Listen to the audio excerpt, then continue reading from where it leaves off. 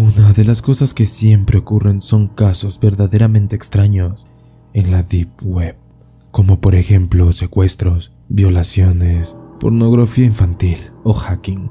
Esto fue lo que le pasó a un chico en la historia de hoy.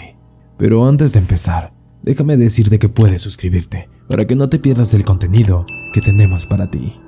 Dicho esto, comencemos. La Deep Web es un sitio al que no se debe entrar. Muchas personas me advirtieron que no lo hiciera, pero como se había puesto de moda acceder a estos dominios, mi mente curiosa se vio atraída por los placeres de conocer lo desconocido y sacarme la espina de una vez por todas. Como no sabía cómo acceder a este mundo, llamé a un amigo que estaba completamente inmerso en estos asuntos. Cuando llegó a mi casa se aventuró a la computadora casi ignorándome y me preguntó desde el asiento que si pretendía hacer algo malo o ilegal. Yo le dije que no. Solo planeaba usar la web para buscar información, navegar como lo hacían mis amigos de la universidad. Mi amigo entendió. Parecía que él era más experto que cualquiera de mis otros amigos. Instaló un programa en mi computadora para que evitara que viera lo que no quería ver.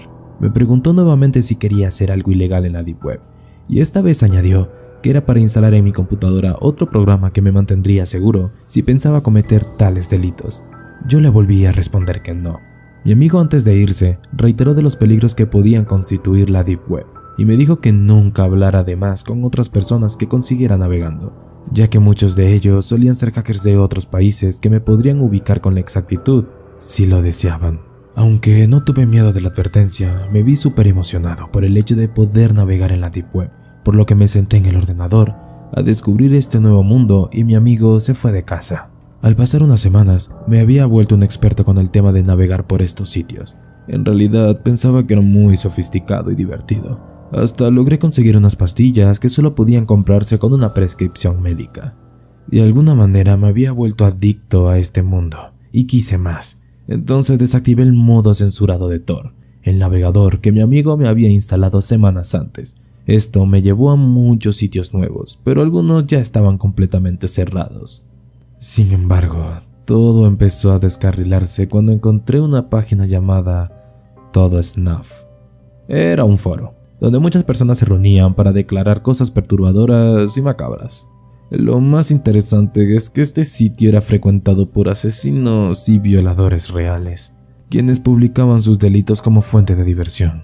Uno de los más viscerales y sádicos era uno llamado Cultura 045. Este hombre detallaba cómo había matado a una familia entera y obligado a una niña a ver cómo le cortaba la garganta a sus padres. En primera instancia pensé que todo esto era inventado, pero a los días subió unas fotos que me hicieron pensar lo contrario.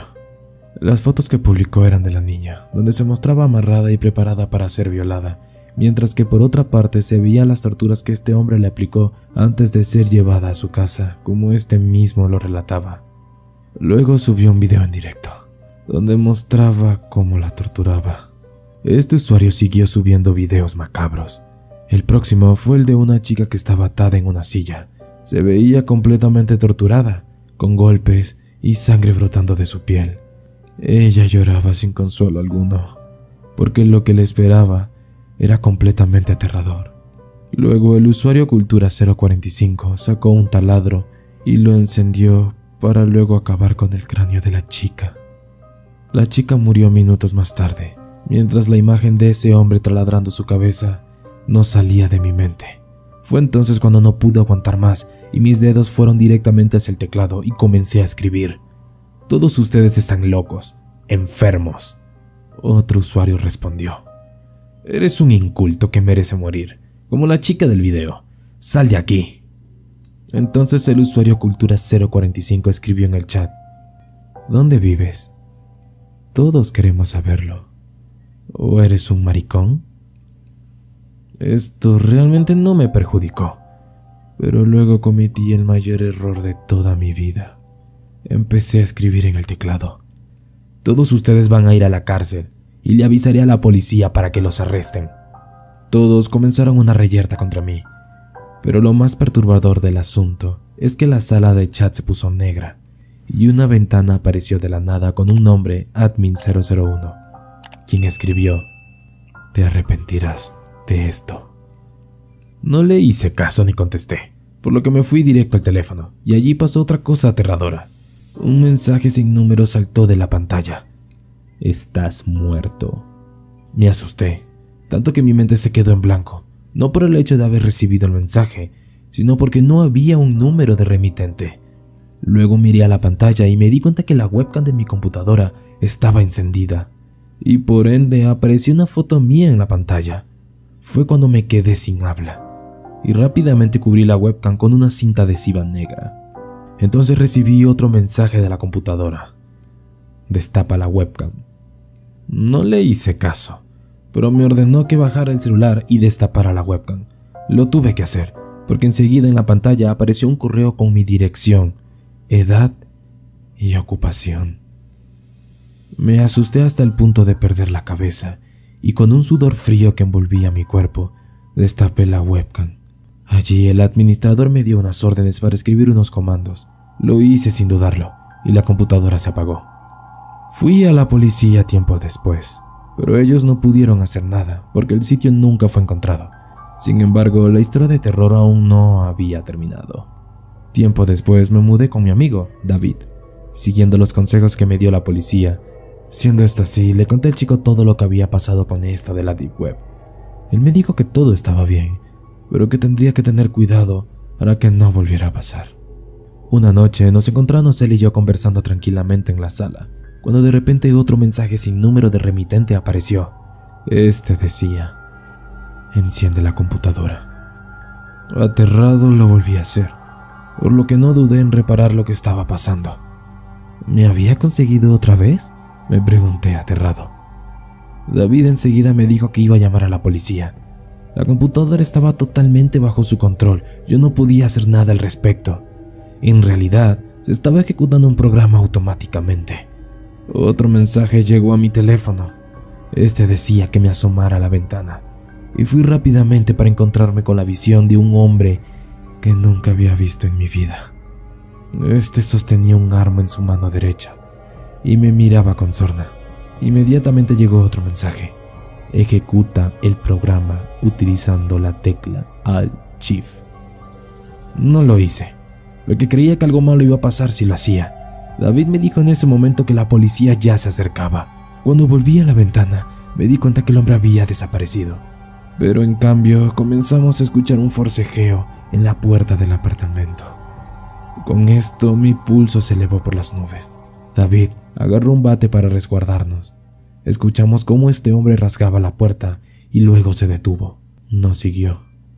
Tiempo después apareció la policía, quien nos dijo que no había nadie por los lugares, pero que estarían patrullando constantemente. También me informaron que mi laptop dejó de ser segura y que lo mejor era desecharla. Al día siguiente llegué de la universidad y escuché un ruido extraño en el closet del apartamento, pero no me fijé.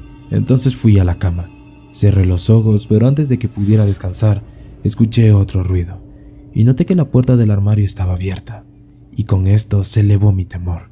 Segundos después apareció un hombre enmascarado y de la nada se me acercó directamente. Aterrado solté un grito y me puse a correr hasta lograr escapar del cuarto. Bajé al estacionamiento y busqué mi auto, donde lo encendí y conduje muy lejos. Al regresar, la policía dijo que no encontró a nadie en el departamento, pero dijeron que iban a dejar a 2 oficiales en la puerta. Con esto, en la noche me sentía más tranquilo, pero cuando abrí mi computadora vi que el fondo de pantalla había cambiado. Ahora estaba el hombre de antes clavándole el cuchillo a un tipo. El programa de antes se abrió, dando lugar a una transmisión que por mucho que quisiera detener, no podía. Un niño salía en medio de una habitación. Lentamente el armario se fue abriendo y un hombre con una máscara apareció. Este inmediatamente amordazó al chico y sacó un destornillador, clavándolo después en su pecho. Luego, con un martillo destrozó sus manos y finalmente sacó una sierra pequeña y cortó su cráneo. Asqueado por el video, comencé a llorar y vomitar. Otro usuario comentó: gracias por ver, John. Ese era mi nombre. Quedé horrorizado. Mi celular comenzó a sonar deliberadamente. Eran mensajes de mis familiares. Pregunté qué estaba pasando. Mi mamá contestó: ¿cómo has podido compartir este video? Eres un enfermo, no te conozco. No sabía lo que pasaba, pero en la pantalla vi cómo comenzaba otra transmisión. Ahora la cámara web de mi computadora se encendió. Comencemos con la próxima transmisión en vivo, comentó otro usuario. Y entonces la puerta de mi armario se abrió. Espero te haya gustado el video. Si es así, puedes ayudarme con una manita arriba y no olvides suscribirte. Nos vemos en la próxima. Hay que admitir que el trabajo de trailero tiene cierto toque atrayente. A más de uno se le ha ocurrido, cuando están en sus trabajos, encerrados en la oficina o en las cuatro paredes de su casa, ponerse frente de un volante y empezar a recorrer la carretera por horas. Pero si algo nos demuestra la siguiente historia, es que el terror puede estar a la vuelta de cada esquina o en la entrada de cada pueblo. Esta es otra experiencia vivida por un seguidor que ya se ha presentado en un relato anterior. Si te gustan estos videos, dale like y suscríbete para estar al pendiente de nuestro nuevo contenido. Anteriormente me había presentado como Víctor. Este fue el seudónimo que elegí para contar mi vivencia en el desierto, pero no es mi nombre real. Y aquella solo fue una de las muchas cosas extrañas que viví en las carreteras. Con la publicación de mi historia en el desierto, ya he tenido varios problemas. Aunque protegí mi identidad, fue fácil para ellos saber de quién se trataba. Pero aprendí a moverme y pasar desapercibido. Aunque me temo, no podré jugar este juego del gato y el ratón por mucho tiempo. Pronto van a encontrarme, pero aprovecharé el tiempo que me queda para contar todo lo que pueda. La historia comienza en la zona andina de mi país. Se acercaba el mes de diciembre y la sierra estaba cubriendo de nieve. La autopista que estaba recorriendo llegaba a un túnel, el cual tenía que cruzar para empezar a bajar la sierra. Cuando llegué, me encontré con un gran embotellamiento. Un enorme deslave de tierra había bloqueado el túnel en ambos sentidos. Más adelante podía ver el equipo de rescatistas. Como aquello iba para largo, los rescatistas nos recomendaron buscar una vía alterna.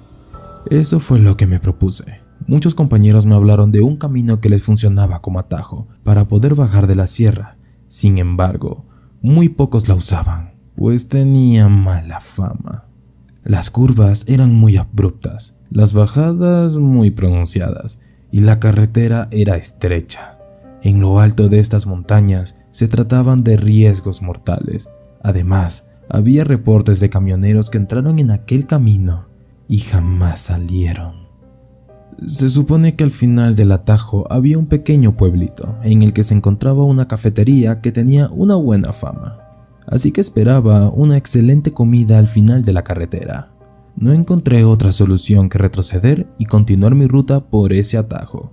Cuando llegué a ese camino de cabras, me sorprendí al notar que era todo lo que mis compañeros me habían prometido. Quizás hasta peor. La carretera era de un solo canal.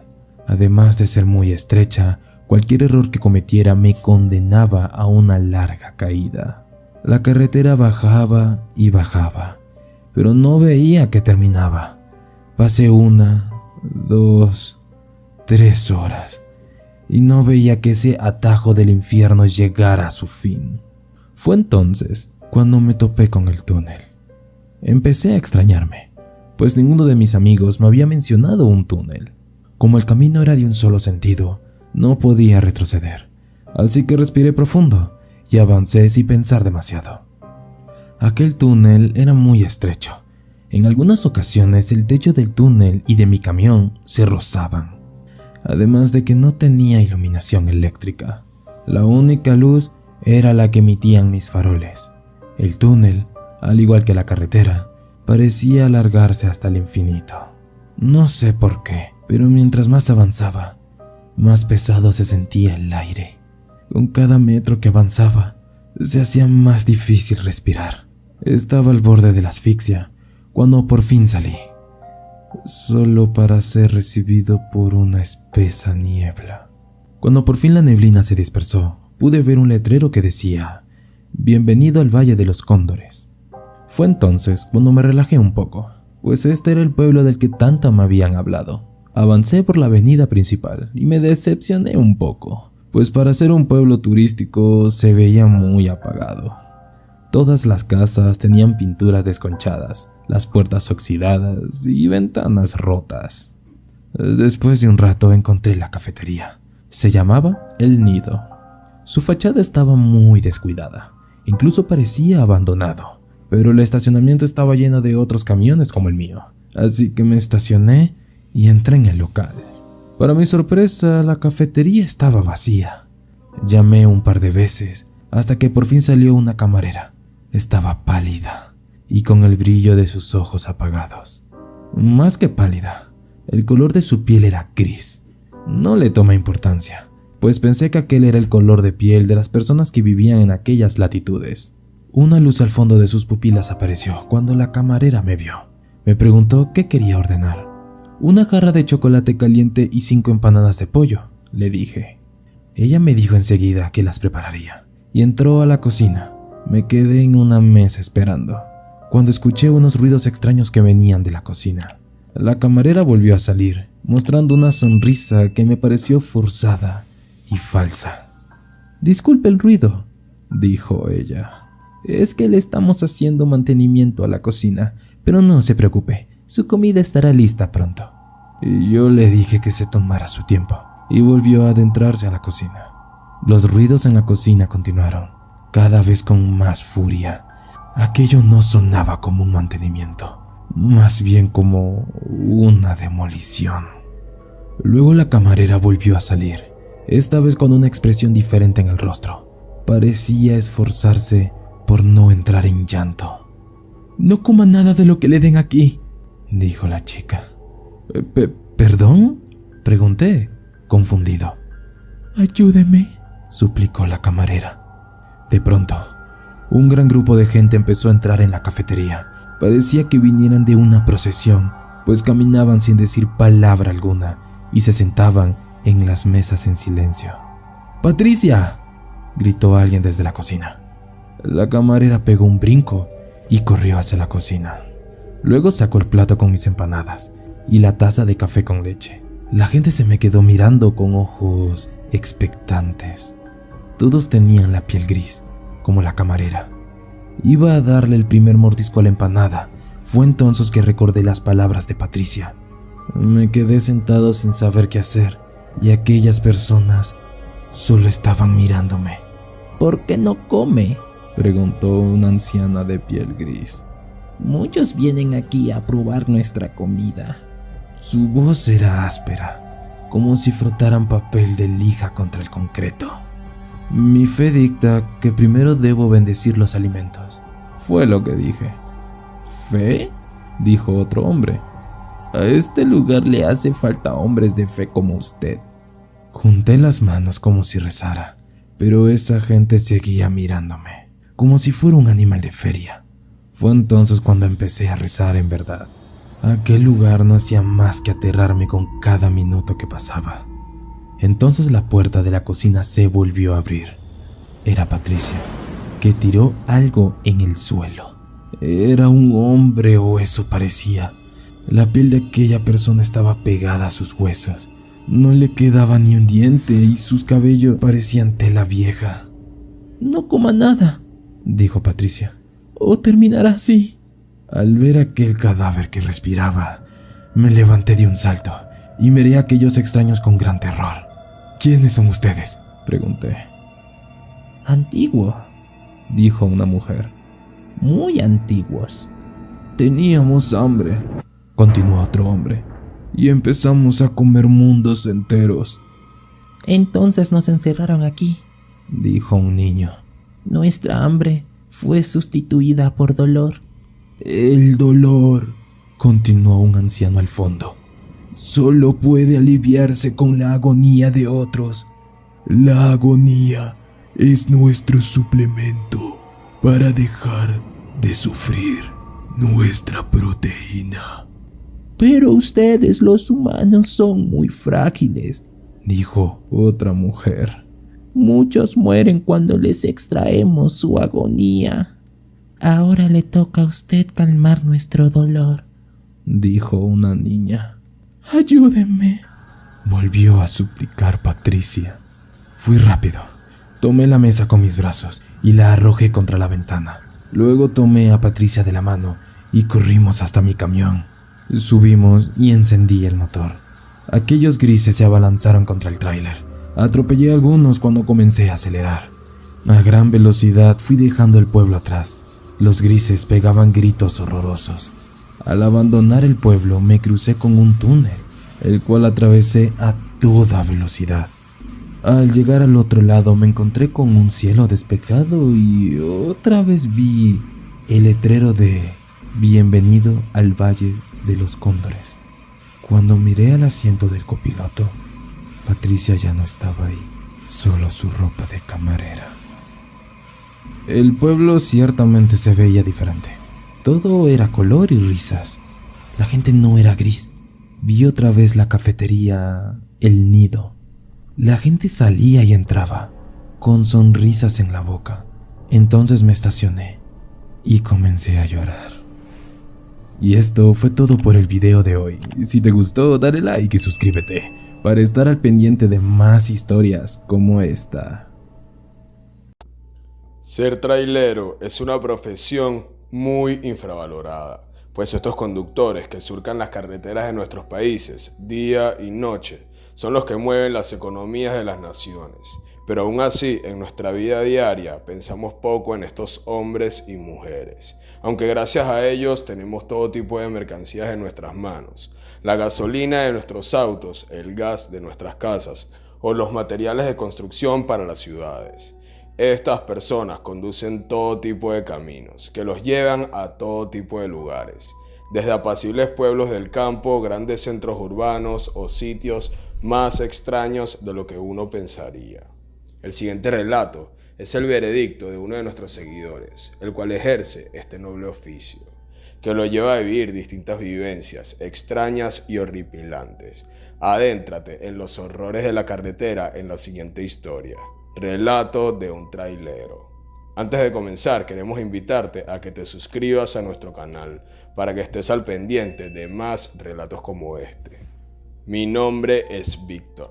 Llevo 20 años recorriendo las carreteras de mi país en mi camión. Me ha tocado transportar todo tipo de mercancías y en los caminos he vivido todo tipo de cosas. Algunos de estos eventos escapan del todo de mi comprensión. Al principio me perturbaban. Mi mente se perdía tratando de conseguir respuestas, pero cuando entendí que nunca las obtendría, dejé de buscarlas. Y simplemente me callé para poder seguir con mi vida. Pensé que de esta forma podría vivir tranquilo, pero no es así. Las preguntas me acechan y estos eventos me rodean cada vez que voy a la carretera. Lo que contaré a continuación es solo una de las muchas cosas que habitan en la oscuridad de nuestras autopistas. Muchos llegan a pensar que solo por recorrer la carretera ya conocen los caminos y todo lo que puedes encontrarte en ellos. Pero no es así. Nadie tiene ni idea de las sombras que ahí habitan y que simplemente ignoramos. Todo pasó en una noche de junio. Yo estaba durmiendo en un hotel de carretera ubicado en una zona desértica de mi país, descansando después de un duro día de trabajo. Estaba contento. Mañana entregaría el camión e iniciaría mis vacaciones. En lo único que pensaba era en pasar tiempo con mis hijas y mi esposa. Mi teléfono empezó a repicar, despertándome de mi sueño. Cuando contesté resultó ser mi jefe. Empecé a pensar que algo extraño había pasado, pues era muy raro que me llamara tan tarde en la noche. Sé que es tarde, dijo mi jefe, pero salió un encargo de última hora y tú eres el que está más cerca para recibir el cargamento. Le recordé a mi jefe que ya había hecho mi último viaje y que mañana empiezan mis vacaciones, pero el jefe me dijo que era algo urgente y que los encargaron por el envío. Estaban dispuestos a pagar mucho dinero por las molestias. Eso me convenció para aceptar. Tienes que partir en este momento, señaló mi jefe. Me pregunté qué podía ser tan urgente. Lleno de curiosidad, pedí la dirección del lugar en la que tenía que recibir el encargo. Mi jefe me indicó que siguiera la autopista del desierto y que a unos 15 kilómetros después del hotel me encontraba un vehículo militar orillado, esperando por mí, pues la zona del encargo estaba en medio del desierto, apartado de la autopista. ¿Qué es lo que tengo que transportar?, pregunté intrigado. Los que encargaron el transporte son militares, gente importante del ejército. Dicen que el encargo no es de tu incumbencia, solo tienes que llevarlo al destino, especificó mi jefe. ¿Cuál es el destino?, pregunté. Mi jefe me señaló la dirección de un cuartel militar de máxima seguridad. Esto me suena muy raro, le dije al jefe. ¿Qué hacen los militares llamando a una compañía de transporte civil? Esto no me gusta. Te pagan para que lo lleves, no para que preguntes, concluyó mi jefe. Su voz me indicó que tenía que aceptar el trabajo y no hacer más preguntas, así que dije que iría para allá enseguida. Subí a mi camión y empecé a transitar por la autopista, la cual partía el desierto a la mitad. La luz de la luna se ve clara en esa zona, pero las nubes oscurecían la noche. La única fuente de luz a kilómetros era la de mis faroles. No podía dejar de pensar en lo extraño que se estaba poniendo todo, y tenía razón, pues las cosas se pondrían más horripilantes dentro de unos kilómetros. Después de una hora en carretera conseguí el vehículo militar que me estaba esperando. Me identifiqué ante los soldados. Luego ellos se subieron a su transporte y se adentraron en las arenas, que se alejaban de la autopista. Yo empecé a conducir detrás de ellos. Me llevaron a un campamento militar que se encontraba en medio de aquella tierra árida. No debía llevar mucho tiempo instalado, pues podía ver cómo apenas plantaban alguna que otra tienda. Muchos soldados iban de aquí para allá portando armas de alto calibre, como si estuvieran preparándose para una invasión extranjera que no tardaría en llegar. Me estacioné en un lugar indicado por los militares. Cuando me bajé de mi camión, un hombre algo mayor y uniformado llegó para hablar conmigo. Me indicó que era el general del campamento. Su tarea es fácil, me dijo el general. Llevar el tráiler hasta el cuartel que le indicamos a su jefe. No puede hablar con nadie de la ubicación de este campamento, a menos que quiera meterse en problemas. Y por ningún motivo puede abrir el tráiler. ¿Entendió? Todo aquello me daba mala espina, pero nadie en su sano juicio quiere meterse en problemas con un general de ejército. Así que dije que sí a todo. Prosiguieron con enganchar un tráiler a mi camión. También me indicaron que me acompañaría un soldado como copiloto, para vigilar la carga y a mí. El soldado se subió al asiento con su ametrallador entre sus brazos. Aquello no me gustaba nada. Las armas no hacían más que ponerme nervioso. Encendí mi camión y retomé la carretera. Rumbo a nuestro destino, intentaba sacarle conversación al soldado, pero no tenía ánimos para hablar. Le ofrecí un poco de café que tenía en un termo. Él aceptó. Cuando se llevó el envase a la boca, noté que su mano temblaba, al igual que un niño asustado. De pronto, escuché como si algo chocara contra las paredes internas del tráiler. Los golpes sonaban cada vez más fuertes y furiosos. Aquello repasó mi paciencia. ¿Qué es lo que hay detrás? ¿Qué es lo que estoy llevando?, pregunté enfurecido. Eso no te importa, me respondió el soldado. Sigue manejando. O me dices qué hay atrás o te juro que apago el camión, me bajo y te dejo plantado aquí mismo. Insistí. ¿Estás seguro de que quieres caminar en medio del desierto sabiendo que esa cosa está a tu espalda?, dijo el soldado dejando escapar una risita. ¿Qué es?, pregunté. El soldado me respondió con solo 2 palabras. El diablo. No supe por qué, pero aquella respuesta fue suficiente para que olvidara mi ira y me enfocara solo en el camino que tenía por delante. Así me encontraba cuando una mujer vestida de blanco apareció en medio de la carretera. Yo di un violentazo frenazo que hizo que el camión se volcara. Lo que pasó después no lo recuerdo con claridad. Todo empezó a dar vueltas. A mis fosas nasales llegaba un fuerte olor a gasolina y aceite derramado. El soldado salió del camión como pudo. Empezó a decir por radio que necesitaba refuerzos. Su voz sonaba desesperada. Se ha abierto, lo oí gritar. Esa maldita cosa ha salido. El soldado gritó y volvió a gritar, al mismo tiempo que se escuchaban las ráfagas de su ametralladora. El camión estaba volcado boca abajo y yo no había podido salir del camión. Así que lo último que vio el soldado fueron sus temblorosas piernas. Entonces las piernas del soldado desaparecieron de mi vista. Lo último que pude oír fue un grito desgarrador, pero esta vez de agonía. Unos minutos después me jaló de mi camisa y me sacó del camión. La noche estaba oscura y mi cara estaba llena de sangre, así que no pude distinguir muy bien lo que era esa cosa. Solo sé que no era animal, pero tampoco humano. Recuerdo unos ojos rojos, espeluznantes ojos rojos, como el mismo infierno. La cosa estaba arrastrándome por el asfalto, hasta que escuché las aspas de un helicóptero. El helicóptero me alumbró con sus faros y empezó a disparar sus armas. La bestia me soltó entonces, pero quedé inconsciente en medio de la carretera. No sé cuánto tiempo estuve así, solo sé que desperté en un hospital militar. El único que fue a visitarme fue el general del campamento. Me alegra que sobreviviera, dijo. Pronto lo dejarán salir, pero tiene que recordar que no puede decir nada. ¿Lo mataron?, le pregunté al general. Él me respondió que no. Desde ese día la inseguridad en aquella autopista se ha incrementado. Muchas son las noticias de conductores desaparecidos por esa zona. El gobierno culpa a una banda de criminales que no existe, pero yo sé la verdad. Y esta fue la historia de hoy. Si te gustó, recuerda darle like y suscribirte. También puedes compartir con amigos. Nos vemos en el próximo video. Los militares tienen la misión de defender los territorios nacionales en los que vivimos. Para esto son entrenados en el cruel arte de la guerra. Es por esta razón que están adiestrados para enfrentar diferentes tipos de amenazas y emergencias. Pero ¿qué es lo que sucede cuando la amenaza no proviene de un ejército extranjero ni de ningún país de nuestro planeta? La respuesta te la traemos hoy, gracias a la experiencia vivida por uno de nuestros seguidores, el cual lleva 2 años sirviendo a su país como militar.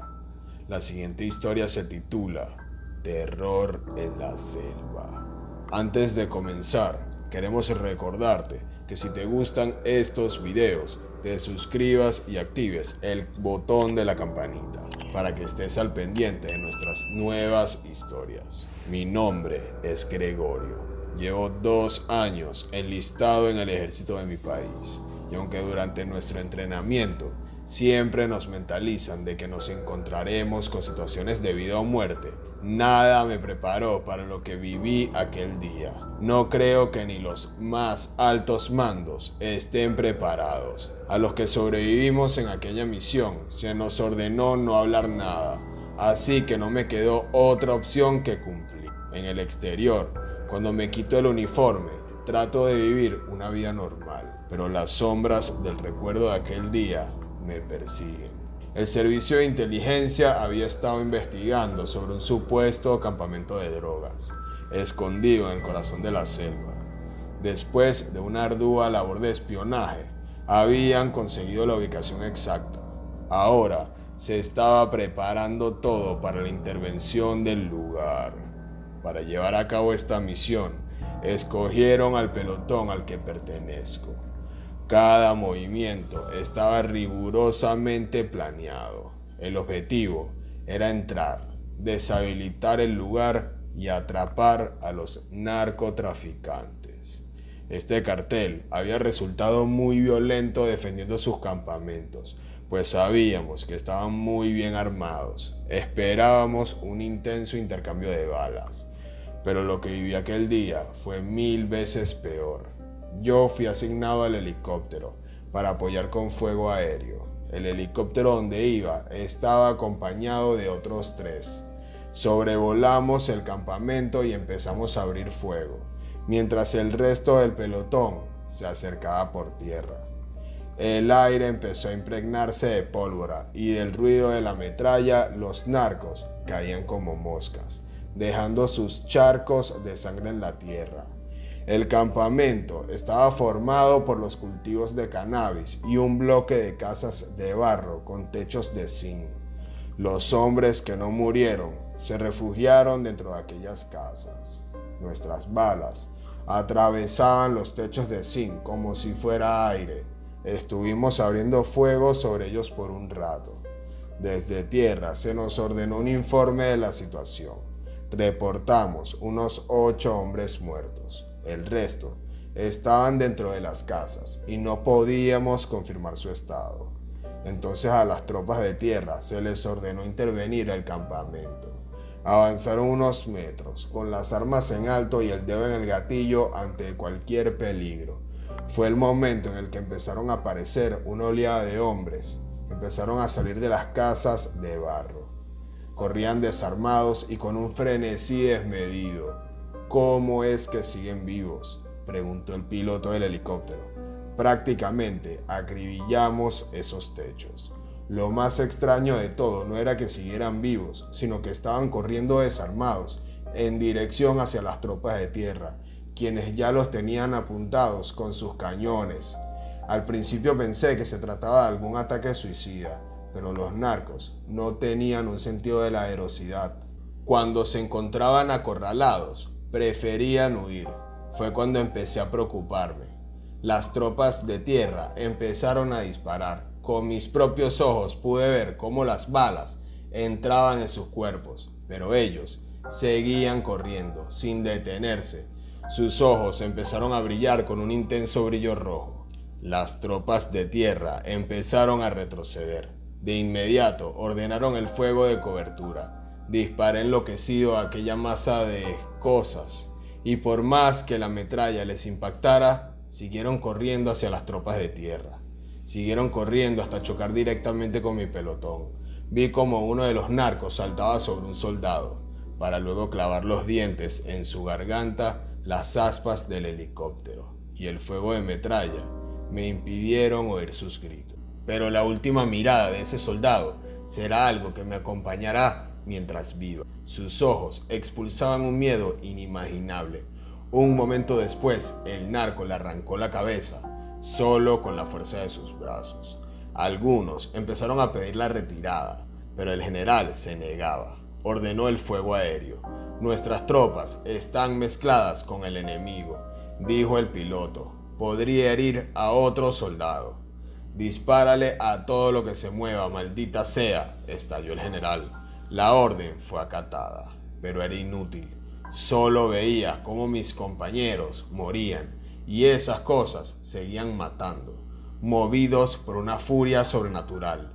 Uno de aquellos demonios miró directo al helicóptero donde me encontraba. Emitió un rugido y se lanzó en nuestra dirección. Aquel salto hubiera sido imposible para un humano, pues nos encontrábamos a una gran altura, y aún así alcanzó al helicóptero. Sus brazos se extendieron a mi dirección, tratando de asesinarme. Le di una fuerte patada y cayó al suelo. Mientras caía, empecé a rezarle a Dios para que muriera. Nadie podía sobrevivir a una caída así, pero aquella cosa se levantó. Por los 7 círculos del infierno, juro que vi cómo se volvió a levantar como si nada. Todas las tropas de tierra murieron, asesinadas de las más crueles formas. El general por fin ordenó la retirada. De vuelta en el cartel, el alto mando interrogó a los sobrevivientes, tratando de encontrar una explicación lógica. Le repetimos a los generales todo lo que habíamos visto, pero no importa cuánto habláramos, ellos seguían sin creernos. Teníamos superioridad numérica, maldita sea, dijo uno de los miembros del alto mando. ¿Cómo voy a contarle al secretario de Defensa que perdimos contra un grupo de narcos desarmados? Se lo repetiré otra vez, soldados. ¿Qué mierda pasó ahí? Seguimos repitiendo la verdad, pero ellos se negaban a aceptarla, hasta que de pronto empezó un revuelo en el cartel. Al parecer, un sobreviviente de las tropas de tierra había logrado regresar. Llegó con 2 sacos, uno grande que arrastraba por el suelo y uno pequeño que tenía sobre el hombro. El sobreviviente se reunió con el alto mando de inmediato. Arrojó el saco pequeño sobre la mesa. Lo que contenía era una cabeza. Para horror de nosotros, aquella cabeza abría la boca, emitiendo grotescos rugidos. Era diabólico. Hasta decapitados representaban un peligro. Luego, el sobreviviente abrió el saco grande. En él se encontraba un cadáver calcinado. ¿Es uno de ellos?, preguntó el general. Sí, respondió el sobreviviente. Solo mueren si los calcinan. ¿Qué hacemos entonces?, se preguntó el general con el alto mando. Quemen todo, dijo el sobreviviente. Así fue como armaron un nuevo pelotón, en los que estaba yo incluido. Les ordenaron a todos que si sobrevivían, no podían hablar con nadie sobre lo que habían visto, bajo el riesgo de ser dado de baja. Fueron enviados unos 200 hombres al campamento. Las llamas lo cubrieron todo. El infierno se desató sobre la selva aquel día y todos cumplimos la orden de callar. El hecho fue encubierto. Lo hicieron pasar ante los medios como un incendio forestal. Ni siquiera el alto mando todavía se explica qué fue lo que de verdad ocurrió en ese campamento, pero de algo es seguro, ninguna de aquellas cosas sigue viva, o por lo menos eso quiero creer cuando duermo. Esta fue la historia de hoy. Si te gustó, dale like y suscríbete. También puedes compartir con amigos. Cada like nos ayuda a seguir trayendo estas aterradoras historias.